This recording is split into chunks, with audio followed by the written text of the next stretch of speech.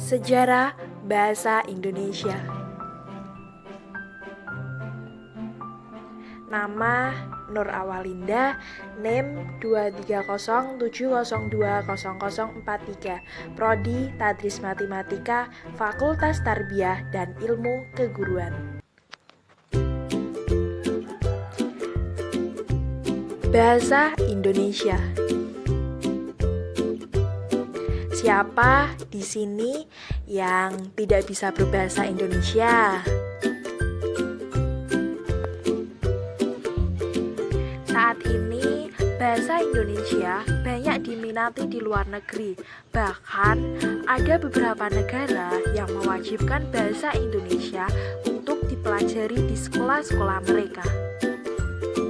Contohnya di Australia, Ukraina, Amerika Serikat, Inggris, dan Korea Selatan. Adanya bahasa merupakan ciri kemajuan suatu bangsa. Bahasa juga bisa diartikan sebagai pemersatu bangsa.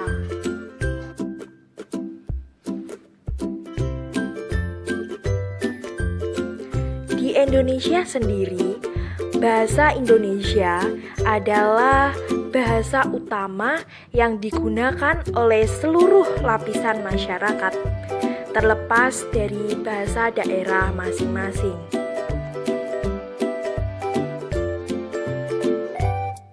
Jadi, sejak kapan sih bahasa Indonesia digunakan? Asal-usul bahasa Indonesia berasal dari bahasa Melayu yang terus berkembang sejak zaman kerajaan. Dahulu, bahasa digunakan sebagai penghubung di Nusantara ketika melakukan komunikasi perdagangan. Bahkan, dahulu bahasa Melayu dijadikan bahasa internasional di kawasan Asia Tenggara yang dimulai sejak abad ke-7 Masehi. Bukti-bukti tersebut diperkuat dengan ditemukannya prasasti-prasasti, yaitu prasasti Kedukan Bukit,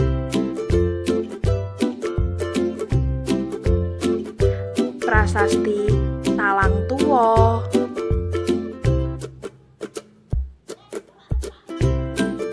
prasasti Kota Kapur, prasasti Krayang Karangbayi, dan prasasti-prasasti lainnya.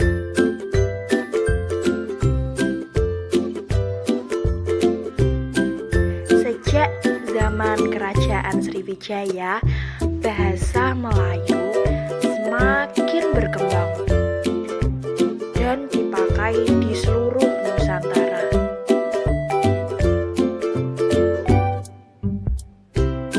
Namun pada saat itu bukan hanya bahasa Melayu saja yang berkembang. Bahasa pada saat itu juga dipengaruhi oleh bahasa lain seperti Sanskerta, Persia, Arab, dan berbagai macam bahasa daerah.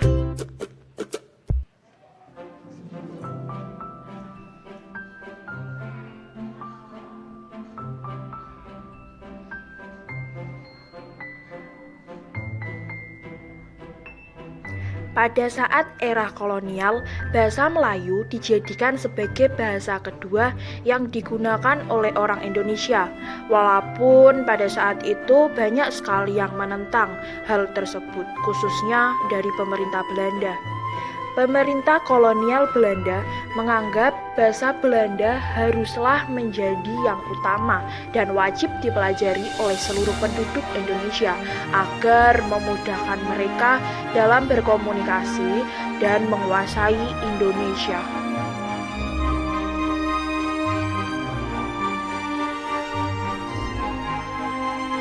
Akan tetapi, hal tersebut tidak sesuai dengan yang diinginkan Belanda, karena masyarakat lebih memilih bahasa Melayu tinimbang bahasa Belanda.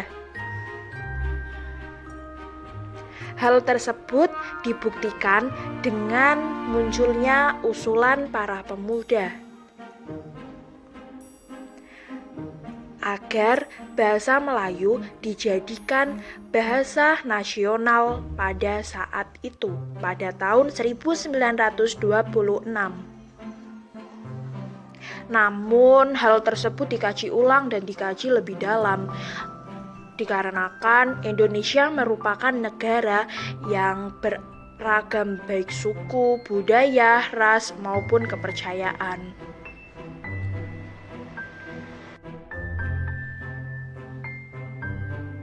Lalu, pada saat tanggal 28 Oktober 1928, tepatnya pada Kongres Pemuda kedua yang biasa disebut dengan Sumpah Pemuda, menyatakan bahwa bahasa nasional Indonesia adalah bahasa Indonesia yang merupakan perkembangan dari bahasa Melayu. Hal ini sesuai dengan kesepakatan bersama agar memunculkan identitas bangsa yang terdiri dari beragam suku, ras, budaya, dan kepercayaan tersebut, sehingga menyebabkan bahasa Indonesia adalah bahasa yang paling tepat digunakan oleh penduduk. Lalu, apakah bahasa Indonesia sampai di situ saja?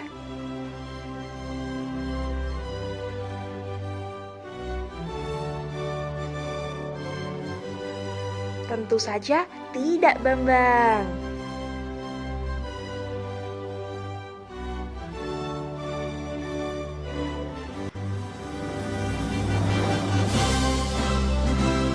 Setelah ditetapkan menjadi bahasa nasional, bahasa Indonesia mengalami beberapa kali penyempurnaan agar mudah dimengerti dan diucapkan oleh bangsa Indonesia, serta penyesuaian terhadap kosakata baru.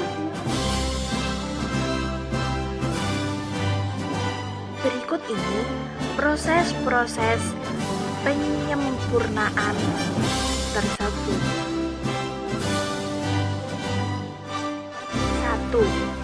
Ejaan Van Ophuijsen pada tahun 1901. 2. Ejaan Suwandi pada 19 Maret 1947.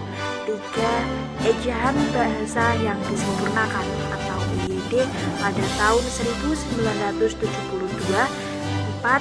Ejaan Bahasa Indonesia atau EBI pada tahun 2015 sampai sekarang.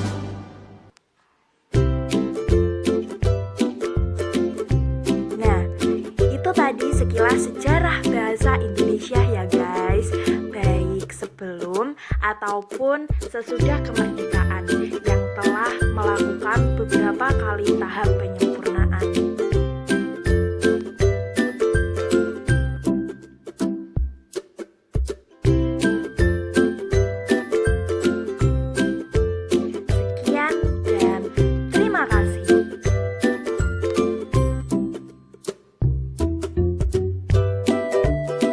Wassalamualaikum warahmatullahi wabarakatuh. Thank you for watching guys. Tunggu video berikutnya ya.